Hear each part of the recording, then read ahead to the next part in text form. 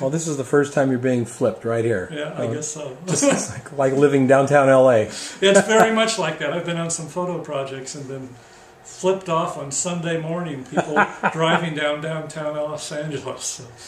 You've been doing this quite a while. Yeah, the stand bagger thing? The photography thing. Photography, I go back, I graduated from Brooks Institute of Photography in 75. I worked for some other people, and then I've been on my own for about 25 years. So, and that's really how stand bagger came about, because I started doing location photography, and I said, well, how am I going to carry my stands? And I looked around and ultimately ended up designing something, and my wife made the first one, and then I decided I was going to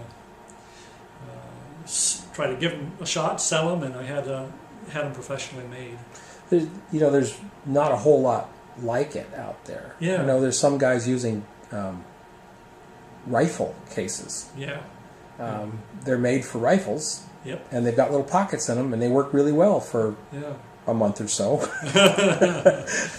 But you can't check them. Yeah. Yeah. Mine's been through airports 40, 50 times, and it still looks, if I took it home and washed it, at a distance, it would look pretty darn new.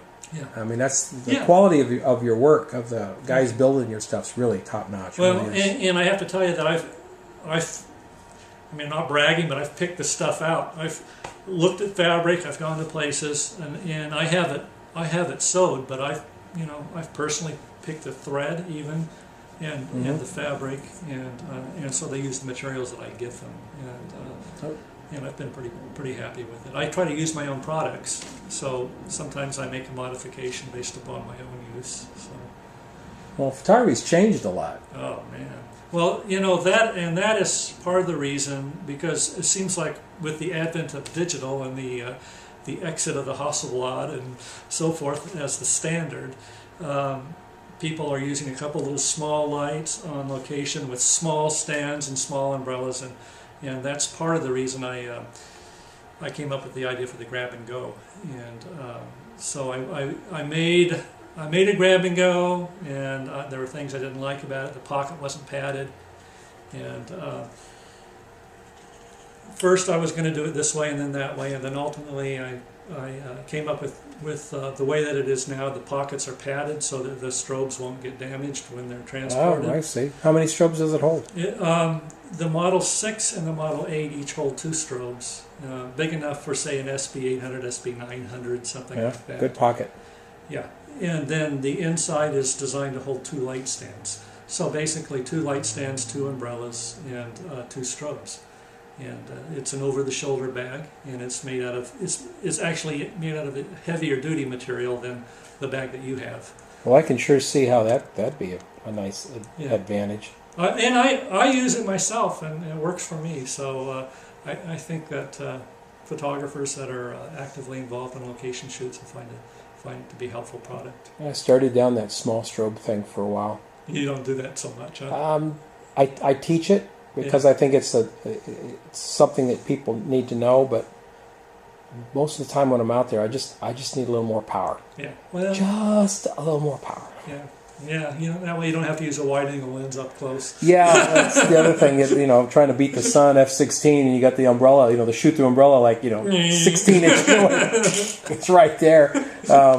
But some nice stuff could be done with it, absolutely. Sure. And I use them a lot if I'm in ambient situations, inside with window light. Yes. Then in that case, I can't turn my pro photos down low enough. Yeah. Absolutely. They're going to all of a sudden stick me with F8, at some ungodly shutter speed, and I'm like, oh, God, that's not what I want. I want to be able to shoot 2.8. Yeah. Just ordered my Canon 135 F2. Ooh. Oh, wow. Yeah. And I wish they made those things without any other f-stops. Yeah. Just make it F2. What do you think I'm going to use it at F8? I don't want to use it at F8. I paid a ton of money for F2. Just make it F2. Leave all the other ones off. I'll be happy. Yeah, it works. It definitely works. So, great. How many stand bagger models do you have? Well, I have 2 styles and 3 models each. So basically the 6, 8, and 13. And so it's for 6-foot stands, 8-foot stands, or 13-foot stands. Okay. And so the regular original roll-up bags hold a lot more stuff. The grab-and-go bags are smaller. They're designed for 2 stands, 2 umbrellas, and 2 strobes. But the Model 13 in the grab-and-go can hold, actually, it can hold 2 13-foot stands and an 8-foot stand, which I don't really advertise, but it can. It gets pretty heavy. And it has 3 pockets, so you can have.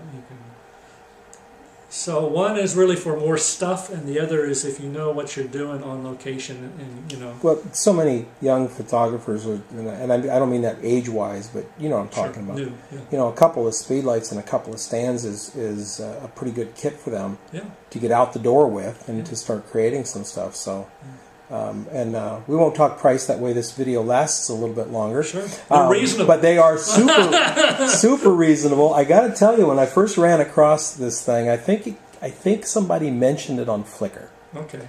And I dashed over, as I always do, and I dashed over and I looked at it and I went, honestly, I thought, well, for that price, you know, it'll last a week. It'll last a year. You know, at that price, I'll go ahead and get it for I think I paid $50 for it. Yeah.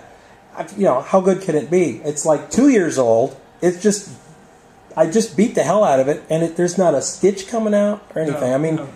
You know, I hope the guys watching this don't think I'm just sitting here, you know, BS, and I don't do that about gear, and most of my readers know that. But when you have something that really works, you know, was really happy when you called and said you'd be in town. I said, I got to talk to you about your stand bags, man. Good, yeah, it's good to do. It's good to do, and and then if you have any other feedback anytime, you know, give it to me, and then who knows, things could be modified, or new products can happen. All those things. Well, you need a 10-foot one so that we can take like camera stands and stuff on location. Whoa! That may not be practical. We'll have to have a pack mule. Sounds like a custom job, eh? It sounds like a custom job. It sure does. Well, thanks for chatting with me. You bet. Appreciate it. It's a pleasure.